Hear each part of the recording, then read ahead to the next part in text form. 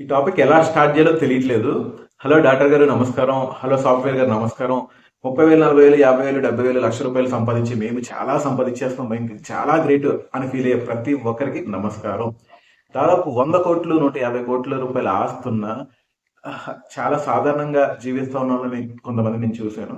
Maybe వాళ్ళకి దాని value కూడా తెలియదు. అంటే 100 కోట్లు అంటే ఎంతో, 150 కోట్లు అంటే ఎంతో కూడా వాళ్ళకి తెలియదు. ఇట్లాంటి వాళ్ళని కూడా నేను చూశాను. అసలు మనం పోటీ పడుతూ ఉంటాం ఎప్పుడు చూసినా కూడా. ఎలా మనం జీవితంలో ముందుకెళ్ళాలి, ఈ పెద్ద ఇల్లు కొనాలి, పెద్ద కారు కొనాలి, నేను గొప్పగా చూపించుకోవాలి సొసైటీకి, నాకు మంచి ఇల్లు ఉంది, మంచి కారు ఉంది, లేదంటే నేను ఇంత సంపాదించాను, నాకు ఇంత జీతం అని ప్రతి ఒక్కళ్ళు చూపించుకోవాలని మనిషి అన్నాక ఒక తాపత్రయం అనేది ఖచ్చితంగా ఉండిద్ది. ఎవరు ఒప్పుకపోయినా ఖచ్చితంగా ఉండిద్ది. ఇద్దరు అన్నతమ్ములన్నా కూడా తమ్ముడు కంటే అన్న ఎక్కువ సంపాదించాలని అన్నకు ఉంటుంది, అన్న కంటే తమ్ముడు ఎక్కువ సంపాదించాలని తమ్ముడికి ఉంటుంది. అలాగే బావ కంటే నేను ఎక్కువ సంపాదించాలని ప్రతి బామ్మది అనుకుంటాడు, బామ్మది కంటే నేను ఎక్కువ సంపాదించాలని ప్రతి బావ అనుకుంటాడు. ఇది మగవాళ్ళలోనే కాదు, ఆడవాళ్ళలో అయితే ఇంకా విపరీతంగా ఉండిద్ది. మా అక్క 3 తులాలు నెక్లెస్ వేసుకుంటే నేను 5 తులాలు నెక్లెస్ వేసుకోవాలి, తను 3 తులాలు గాజులు పెట్టుకుంటే నేను 6 తులాలు గాజులు పెట్టుకోవాలి.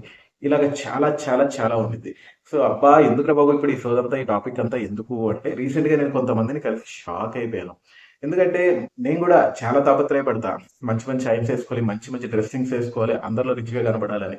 అసలు రిచ్ అంటే ఏంటి? డబ్బులుండే రిచ్ అయితే, డబ్బులు ఉన్న 100, 150 కోట్లు ఉన్న వాళ్ళు ఎలా జీవిస్తున్నారో తెలిసిన తర్వాత ఇప్పుడు వాళ్ళతో కనుక నేను కంపేర్ చేసుకుని వాళ్ళలాగా నేను పోటీ పడాలంటే ఖచ్చితంగా పడలేను. మరి అసలు ఎవరు వాళ్ళు, ఎక్కడి నుంచి వచ్చారు, ఈ 100, 150 కోట్లుండి ఆ వాల్యూ తెలియని వాళ్ళు ఎవరు అనేది మీకు ఉండొచ్చు. అది నేను చాలా వివరంగా చెప్తాను. యాక్చువల్లీ 2 డేస్ బ్యాక్ నేను ఆంధ్రప్రదేశ్కి వెళ్ళాను, అమరావతి. మీ అందరికి అమరావతి తెలుసు కదా, మీ ఆంధ్రప్రదేశ్ రాజధాని. సో అక్కడికి అయితే నేను రావడం జరిగింది. సో అమరావతి దగ్గర యాక్చువల్లీ ఒక ల్యాండ్ డీలింగ్ కోసం, ఒక ల్యాండ్ పని మీదే వచ్చాము. సో అక్కడ ల్యాండ్ చూసి ప్రాసెస్ లో కొన్ని కొన్ని ఏరియాస్ లో సిగ్నల్స్ కూడా లేదు, మాకు నావిగేషన్ కూడా పనిచేయలేదు. కాబట్టి కొంతమందిని అడ్రస్ అడగడం, అక్కడ లోకల్ వాళ్ళతో మాట్లాడడం, ఇలాగా జరుగుతున్న మా ప్రయాణంలో ఒక ఇద్దరినైతే నేను పర్సనల్ గా కొంచెం కనెక్ట్ అయ్యాను. ఎందుకంటే వాళ్ళిద్దరు కుర్రోళ్ళు. సో ఒకళ్ళు వచ్చేసి మీకు తెలిసి ఉంటుంది, అక్కడ హైవే పక్కన, మీ రోడ్ల పక్కన నర్సరీ మొక్కలు పెట్టుకుని అమ్ముకుంటూ ఉంటారు కదా. సో వాళ్ళ అబ్బాయి ఒకడు, ఇంకొక అతను వచ్చేసి కూలి పని, అదే లైక్ ఇల్లు అది పగలు కొడతారు, పండ్లు అవి పగలు కొడతారు, పొలాల్లో కూలి పని చేస్తారు. ఆ కేటగిరీకి సంబంధించిన ఆయన. సో ఇద్దరితో అయితే నేను కొంచెం క్లోజ్ అయ్యి ఇంటరాక్ట్ అయ్యి మాట్లాడడం జరిగింది. సో వాళ్ళతో నేను మాట్లాడిన తర్వాత నేను షాక్ అయిపోయాను అనమాట. అంటే లిటరల్లీ నేను ఇంక ఎంత సంపాదించినా, ఎంత పరుగులు తీసినా, ఏం చేసినా కూడా వేస్ట్ అనే ఒపీనియన్కి అయితే నేను వచ్చేసాను. అంటే ఎందుకు ఆ ఒపీనియన్కి వచ్చాను అంటే, మనం చిన్నప్పటి నుంచి కష్టపడుతున్నాం. ఎందుకంటే మనకి తాతలు అయ్యలు సంపాదించిన ఆస్తులు అయితే లిటరల్లీ ఏమీ లేవు. మనం పరుగులు తీస్తాం. ఎందుకు? ఎంత పరుగులు తీసినా, ఏం చేసినా కడుపుకింత అన్నం తినడానికి. బట్ అక్కడితో మనం ఆగుతామా? ఆగము. సొసైటీలో మనందరికీ గర్వంగా చూపించాలి, గొప్పగా కనబడాలి అని అయితే ఫీల్ అవుతాం. కాకపోతే ఇప్పుడున్న సొసైటీలో మనం గర్వంగా చూపించుకోవడం, పరుగు పందాల్లో నెగ్గడం అయితే జరగదు. ఎందుకంటే ఆహ్, అది టైం అని కూడా చెప్పొచ్చు, అదృష్టం అని కూడా చెప్పొచ్చు. ఇప్పుడు ఆంధ్రప్రదేశ్‌లో నేను ఒక అబ్బాయిని కలిసాను. అతని ఏజ్ ఐ థింక్ 23, 24 సంవత్సరాలు ఏదో చెప్పాడు. సో వాళ్ళకి 25 ఎకరాల భూమి ఉంది. సో ఎకరం వచ్చేసి 5 కోట్లు ఉందంట వాళ్ళ ఏరియాలో. సో ఇది ఈక్వల్ టు 25 ఎకరాలు ఇంటూ 5 కోట్లు, 120, 125 కోట్లు అనుకోండి, అంతే కదా. 10 ఇంటూ 50, 50 అంతే, ₹125 కోట్ల ఆస్తి ఉంది అతనికి. సో అంటే ఆ 25 ఎకరాలు అతను అమ్ముకుంటే వాళ్ళ నాన్నది ఇతనే చూసుకుంటాడు, కౌలుకి ఇచ్చుకుంటాడంట. ఏదో నెలకి 20,000 ఏదో ఇస్తారంటే ఎకరకి, సారీ సంవత్సరానికి, ఎకరానికి. ఎకరానికి మరి ఏంటో సరిగా కొంచెం మర్చిపోయాను. సో అంటే 25, సారీ ఒక్క 125 కోట్ల రూపాయల ఆస్తికి వారసుడు ఆ అబ్బాయి. ఆ అబ్బాయి చేస్తున్న పని ఏంటి తెలుసా? కూలి పని. రోజుకి ఎంత తెలుసా అతని సంపాదన? 600. 600లో ఒక 200 అతను ఖర్చు పెట్టుకుంటాడట. అది మందుకి కానివ్వండి, బిర్యానీకి కానివ్వండి, ఇంకా దేనికైనా కానీ. ఒక 400 అయితే ఇంట్లో ఇస్తాడంట. ఇంకా పెళ్లి కాలేదు అతనికి. సో నేను లిటరలీ షాకు. తను ఒక చిన్న స్పెండర్ బండి వేసుకొచ్చాడు. నార్మల్ బట్టలు వేసుకున్నాడు. రెండు కలిపి ఒక షర్ట్ ప్యాంట్ కలిపి ఒక 500 ఉన్నాయి. వాచ్ గిచ్లు ఏం లేదు, చాలా నార్మల్గా ఉన్నాడు. కానీ అతను 125 కోట్లకి వారసుడు. కట్ చేస్తే ఒక గంట 2 గంటల గ్యాప్లో ఇంకొక అతను కలిశాను. అతనికి వచ్చేసి దాదాపు 30 ఎకరాల్లో ల్యాండ్ ఉందంట. సేమ్ ప్రైస్ 5 కోట్ల రూపాయలు పర్ ఎకరా. అంటే 150 కోట్ల రూపాయలకి ఓనర్ అతను. సో అతను ఎంత క్యాజువల్గా ఉన్నాడంటే, అతను కూడా పాతదేదో లైక్ కెనటిక్ హోండా సమ్ ఏదో ఉంది అక్కడ. ఆ టైప్ లో ఒక బైక్ వేసుకొచ్చాడు. మాకు అడ్రస్ తెలియట్లేదు, ఆ నావిగేషన్ తప్పు తప్పు చూపిస్తుంది. పాపం అతను పని ఉందో లేదో తెలియదు కానీ మా కోసం 3 కిలోమీటర్లు మా కార్ని ఫాలో చేసుకుంటూ వచ్చి మాకు అడ్రస్ చూపించి వెళ్ళాడు. డ్రింక్ తాగన్నా కూడా తాగలేదు. పర్లేదండి పర్లేదండి, మీరు వెళ్ళండి, మీకు చూపించాను కదా అని చాలా హ్యాపీగా, చాలా బాగా. అంటే ఒకళ్ళు వాళ్ళ పని మానుకుని 3 కిలోమీటర్లు మన కోసం వచ్చి అడ్రస్ చూపించడం అంటే నిజంగా గొప్పే అది. సో, మేము చాలా హ్యాపీగా ఫీల్ అయ్యాము. సో, ఆ హ్యాపీ మూమెంట్‌లో తనతో కొద్దిసేపు మాట్లాడడం జరిగింది. సో, తనొచ్చేసి వాళ్ళ నాన్నగారు రోడ్డు పక్కన నర్సరీ మొక్కలు అమ్ముతాడు. మహా అయితే రోజుకి 600-800 సంపాదిస్తాడంట. ఒక్కొక్క డేలో ₹1000 వస్తదంట. ఈ అబ్బాయి ఏం చేయట్లేదు. చదువుకున్నాడు. ఇంటర్ అయిపోయింది. డిగ్రీ కూడా చదివే ఇంట్రెస్ట్ లేదు. ఇంటర్‌లోనే ఫెయిల్ అయ్యాడంట. అక్కడితో ఆపేసాడు. మరి ఏం చేస్తావంటే మా నాన్నగారు పొగలు అమ్ముతారు కదా! అప్పుడప్పుడు ఆళ్ళతో పాటు ఎళ్లి చేసుకుంటాను అయ్యి. ఇంకేం చేయలేనండి అన్నిటికి చెప్తున్నాడు. లేదంటే కూలి పనికి పోతా అంటున్నాడు. అయ్యే బాబు నీకు 150,00,00,000 ఆస్తుంది. నువ్వు కూలి పనికి వెళ్ళడం ఏంది? అని మనసులో ఒక ఫీలింగ్. కానీ తనతో చెప్పలేం కదా!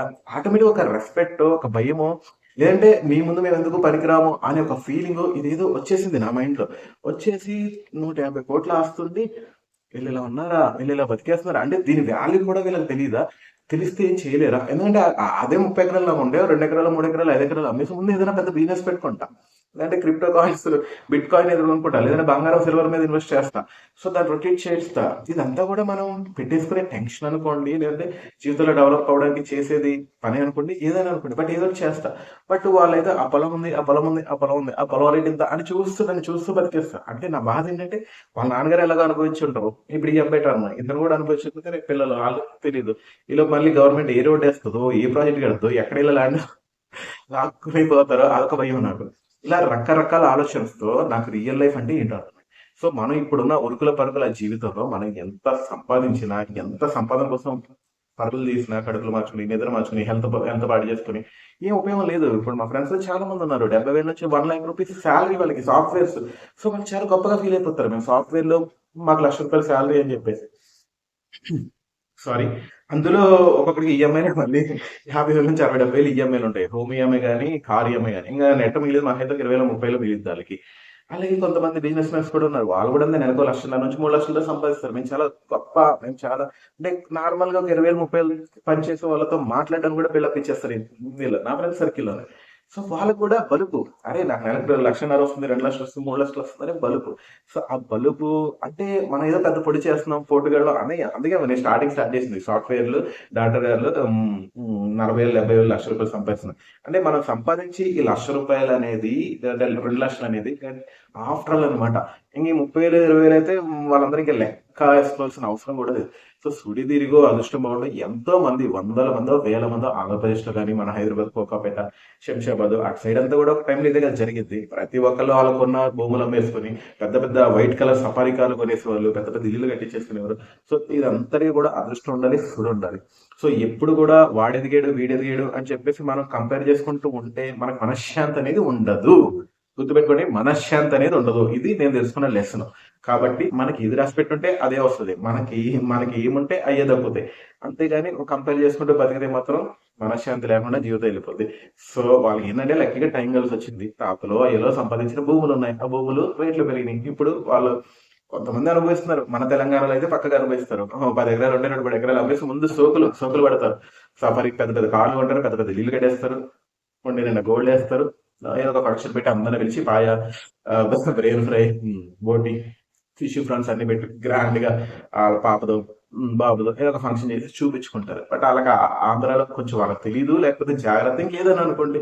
సో వాళ్ళు అమ్ముకున్నారా లేదా, చూపించుకున్నారా లేదా ఇక్కడ పాయింట్ కాదు. సో డబ్బు అనేది వాల్యూ లేకుండా అయిపోయింది ఈ రోజుల్లో.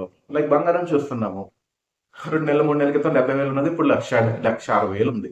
వెండి 6 నెలల క్రితం 90,000 ఉన్నది, ఇప్పుడు 2,70,000 ఉంది.